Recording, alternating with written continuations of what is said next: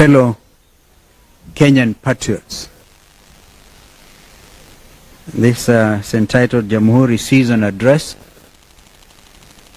Today, December the 9th, 2024. I'll repeat, fellow Kenyan patriots, receive this message of seasonal greetings and goodwill wherever you may be in our country and beyond. We thank God that He has enabled us to enter the festive season at the end of the year. Traditionally, our Jamhuri celebrations as Kenyans have usually raised the curtain to a joyous period for the entire global community. Our Jamhuri activities usually flow into an extended season that merges with Christmas and the New Year festivities. It is usually time to forget some of the challenges through the year and to join our friends and families in joyous activities. Accordingly, we send the festive season's greetings to the friends of our Kenyan nation throughout the world. And at this juncture, congratulate the people of Ghana for a tremendous show of democratic achievement. Therefore, President Mahama and the team, we congratulate you and we wish you well together with the great people of Ghana. Nonetheless, we remain conscious of the hard times facing a majority of Kenyans, both as individuals and families this year. It has been a very difficult season marked by huge unemployment, heavy taxation, confusion in healthcare, lack of direction in education because of the unclear direction in the rush implementation of the CBC education, oppressive university education funding, insecurity, impunity, state opulence, and a rigid government that does not listen to anybody. Still, let us not give up on the joy that has traditionally come with the Jamhuri and Christmas season. It is remarkable that this season is also marked by the International Anti-Corruption Day, which is marked today, the 9th December, and International Human Rights Day, which will be celebrated everywhere in the world tomorrow on December the 10th. Then there is also the climax of the 16 days of activism against gender-based violence, which has gone on for slightly over 2 weeks now. Put together with Jamhuri Day on Thursday this week, this is a truly significant season. We are called upon to solemnly reflect about the import and wider relevance of some of these remarkable days as citizens of our country and citizens of the greater global community. We are especially called upon to do an honest audit of our performance as a Kenyan nation in all the spaces that are being celebrated this week. What is the reading of our human rights record? For instance, what are we doing about winning the war against gender-based violence? What is the state of our self-determination as an independent nation? And what have been the dividends of independence through the years? What gains have been made, if any, under the Kenya Kwanza regime? How have state authorities cushioned the citizens to give them meaningful comfort in what is traditionally a season of celebration after odious labor throughout the year? We regret that little of the ending year has brought us any good as a people Our collective national life has been troubles, and nothing but troubles. There is indeed very little to celebrate under the Kenya Kwanza regime that must make the heroes of our independence turn in their graves.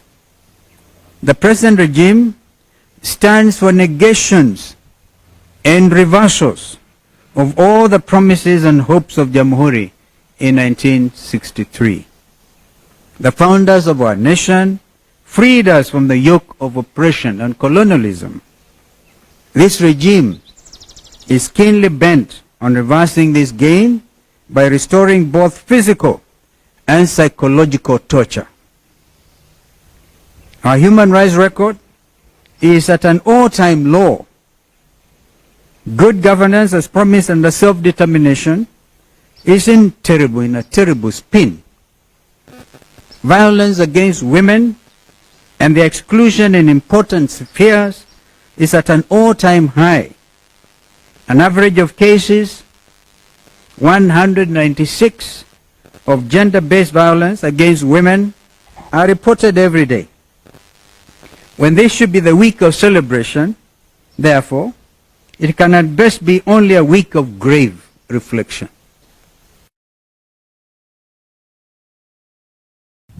By the state. Remember, even genetic foodstuffs are with us.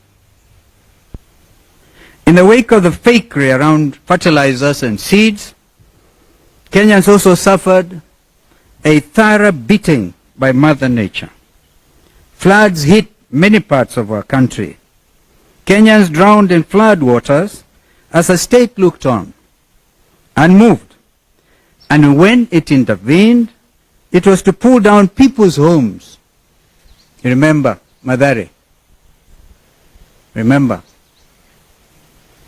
Without any effort at all to give them the comfort of alternative shelter. The Kenyan state reported that it had set aside hundreds of billions of shillings as floods disaster management funds. To date, we don't know what happened to those monies. Images of marooned families in the middle of heavy downpours and floods still haunted the conscience of men and women of goodwill. Forced demolitions still continue even today under one pretext or the other. The objective is to grab public under the amorphous so-called, I quote unquote, affordable housing project. This project is shrouded in blatant opaqueness. This can only speak to corruption in high places in a compromised national state. Unfortunately, when Kenyans ask questions about this opaque project, they are accused of being unpatriotic, tribal, hostile to the government, and idle. Indeed, when you're pepo mbaya. Both the opacity and the hostility by the state against inquiry speak to only one thing: corruption. We have bad news for President William Ruto and his pawns. No amount of blackmail or intimidation will make us relent on asking questions about corruption in our country. We are going to talk about corruption, and we are going to fight it too. Like we did. We went to court against the Andani JKI takeover. No amount of threats, intimidation, abductions, and disappearances, or even killings, will stop us from demanding accountability. We are not just asking, we actually demand accountability. It is in accordance with the rule of law, in accordance with our Constitution 2010.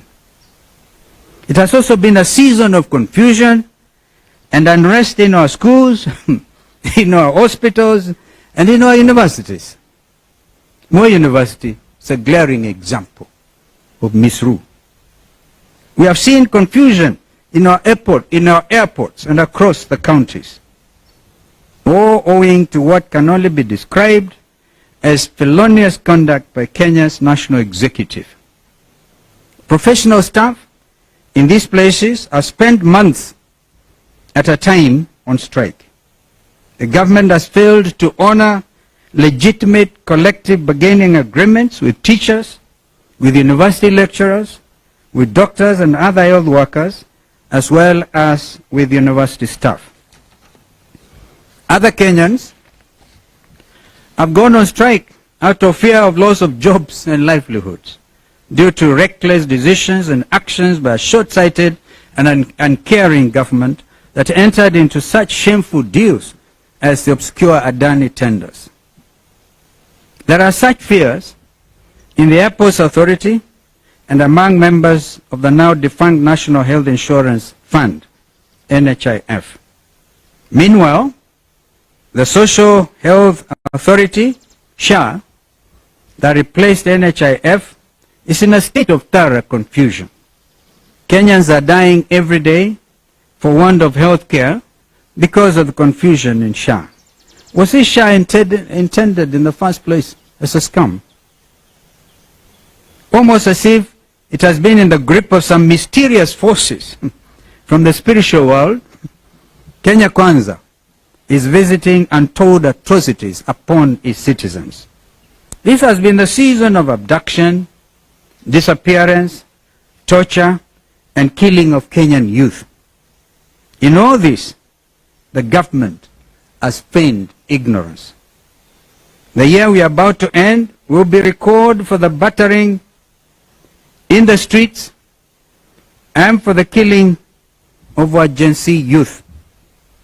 Their only sin was that they came out to exercise democratic self-expression and to stage peaceful protests against an untrustworthy regime that has gone rogue. And how did the regime act? They did a parallel of goons to turn otherwise peaceful, legitimate protests upside down. Our youth protested against oppressive tax policies and against bad financial laws and practices. They demonstrated against shameless displays of opulence and of corruption in high places in government. For this, they were battered, their heads were violently opened in the streets. Those pictures outside the National Assembly are still fresh in the minds of Kenyan parents. Their lives were taken away in the prime of youth. They were shoved into gunny bags and thrown into dump sites like bad rubbish. What government does this anywhere in the world in the 21st century? I recall when we had to go and join the people of Embakasi South and witness that terrible, terrible sight. If it was a responsible government, by now they would have sent the Army, National Youth Service to clean up that mess. But do they care? This regime is determined to reverse the democratic gains that Kenyans have made over the years.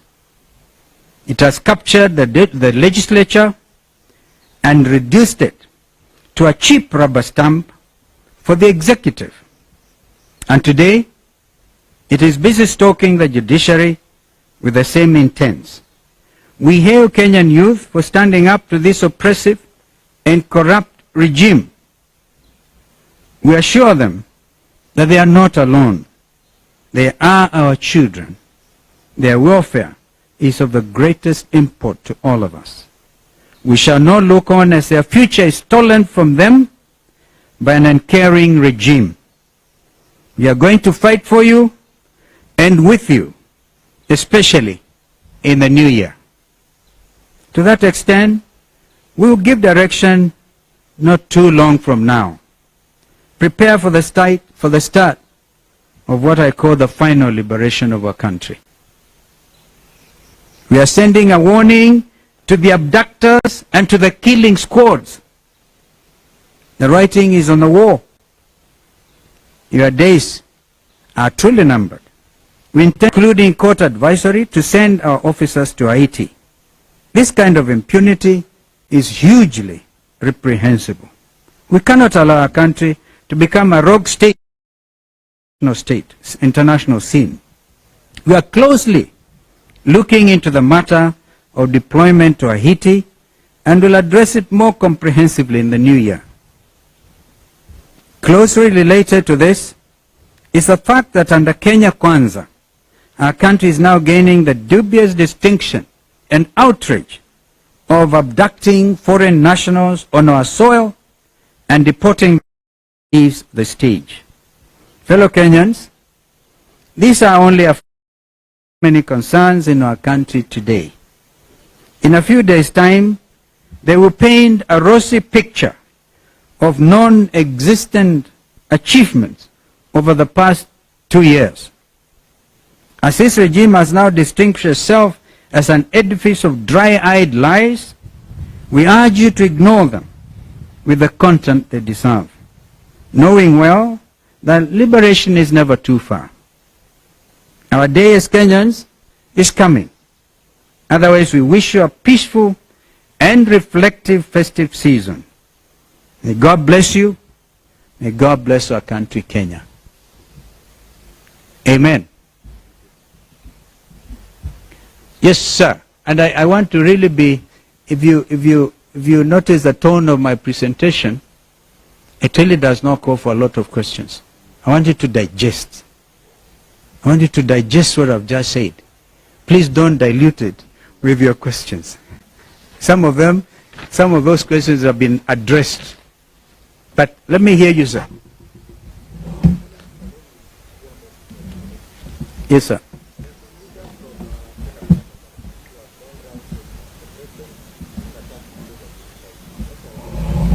That's what I'm saying. For example. Oh, hi. Babayao, I wish he could answer some of these questions. You know, that is defeatist. We are one nation under God. So please don't run to your tribal cocoon and give us that kind of trash. Another question, sir? Yes, Steve. Yeah. Yes, sir.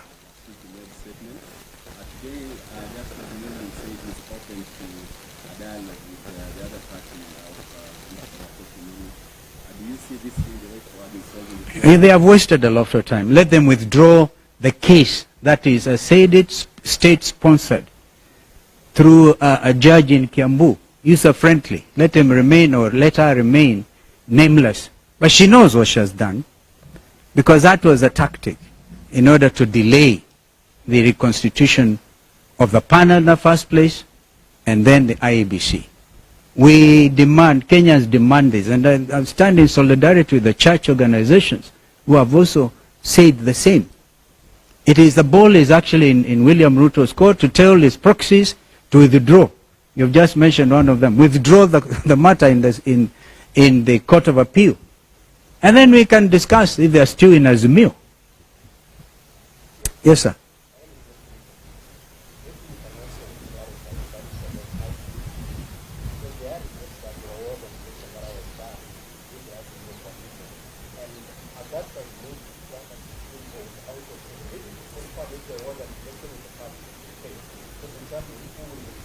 So first of all, an election based on what law? Number one.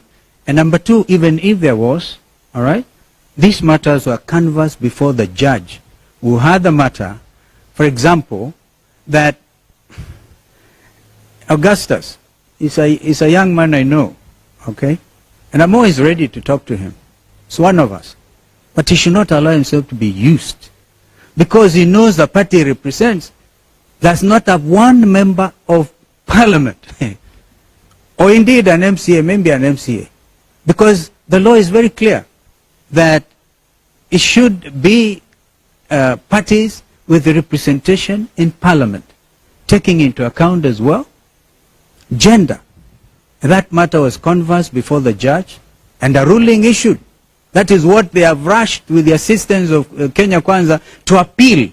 And because National Assembly had 1 week since the matter was adjudicated upon by a judge, Azimio given 48 hours to give a name, which we did within that stipulated time. Therefore, my brother, Speaker Wetangula, being the chair of Parliamentary Service Commission, should have acted with that 1 week. But gerrymandering, buying time, so they can allow Muli to go to the Court of Appeal, which is what they did. That is the absolute truth. And if Muli as any member of Parliament, his party as a member of Parliament, then we will also hear. Because that was what was clearly adjudicated. This attempt, therefore, to blame Wiper, to blame me, is completely hogwash, I'm sorry to tell you. It doesn't stand in the face of what is lawful, what the courts have done. And I must congratulate Justice Lenaola for coming out so boldly. We don't expect normally a judge to come as boldly as he did, including during the impeachment process, when even filing system within the judiciary was interfered with by the executive. But those are matters that I think will be dealt with in court, which I was privileged to co-chair along with the member for that NADCO report had 9 pieces of legislation which were supposed to be passed expeditiously in Parliament. In fact, the speed with which they impeached Gachagua could have been employed, I've said that before, to implement the recommendations of NADCO. The appointing authorities were 2, William Ruto and Raila Amolo Odinga. I was answerable to Raila Odinga, but we gave the report to both of them. And then one morning, I'm called and told, go to, they are signing the IEBC now, because that one at least went through, yeah, the Amendment Act to IEBC. One would have expected they amend it when they said, okay, we have now signed into law the Amendment Act of IEBC, that they were going now to move with speed. But instead, putting all manner of clogs and showing political bad faith. That is what I can call it. In fact, my worry now is what happens, because Raila and William Ruto are supposed to consort and agree on who becomes the chairperson of IEBC. We made it so easy for my friend Raila Odinga. I hope he can stand strong and act for once in the best interest of Azimio. Because when I last checked, I was still in Azimio. And the leader is Raila Odinga, who appointed me to NADCO. We need to be able now to act in the best interest of this country. This matter of IBC is the most urgent issue.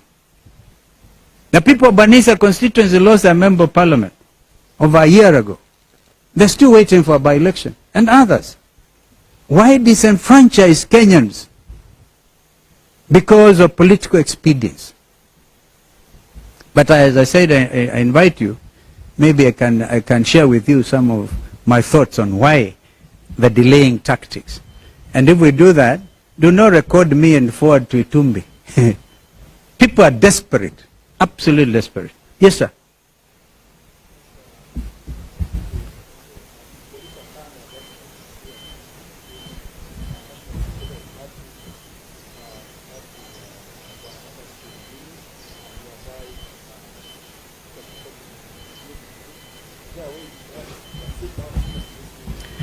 Yeah, I said Muli is one of us.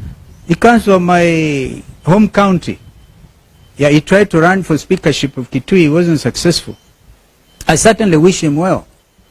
And if there's any way I can help him, but let him not be used as a proxy to delay an important national matter.